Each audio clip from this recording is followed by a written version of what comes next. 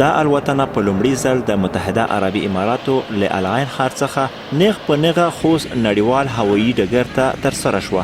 مسافر د خوست او پکتیا ولایت هغه اوسیدونکي دي چې په متحده عربي اماراتو کې پر بېلابېلو کارونو بوخت دي. د ترانسپورت او هوایي چلند وزارت مسؤلین وایي دا له لږ تر لږه 3 کلن ځنډ وروسته لومړی ځل دی چې له یاد هوایي ډګر څخه کورنۍ او نړیوالې الوتنې پیلیږي. او د خوست نړیوال هوایي ډګر کې موږ درنو مسافرونو ته ټول هغه خدمتونه چې باید په یو نړیوال هوایي ډګر کې موجود وي دلته دوی ته موږ آماده کړي دي.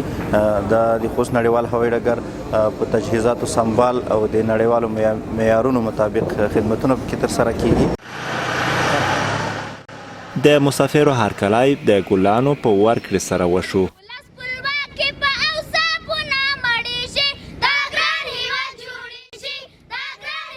د پرانیستو مراسمو ته د ولایتي چارواکو پر ګډون سربیره د کورنیو چارو وزارت څخه هم لوړ رتبه چارواکي ورغلي وو. جناح هوایي شرکت نه ډیره مننه، بیخي تکلیف مکلیف نه و. دلته چې کوم نفر دنده ترسره کوي ډېر ښه سلوک، ډېر ښه احترام، ډېر زیات ښه شعور دی. ایرپورټ یې په ښکلا راوستی، د ټولو نه مننه کوو.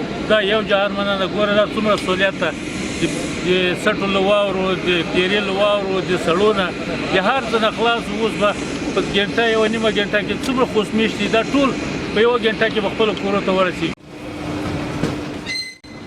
د ترانسپورت او هوایي چلند مسؤلین وایي له دې وروسته به په اونۍ کې 2 نړیوالې الوتنې په ډیره کمه بیه ترسره کیږي. د خوست او پکتیا زیات شمېر اوسیدونکي پر اروپایي هیوادونو سربیره په خلیجي هیوادونو کې هم اوسیږي. له یاد هوایي ډګر څخه د نړیوالو الوتنو پیل یې له اوږدمهالو غوښتنو څخه وه، خو اوس چې پیل شول پر دوام یې ټینګار کیږي.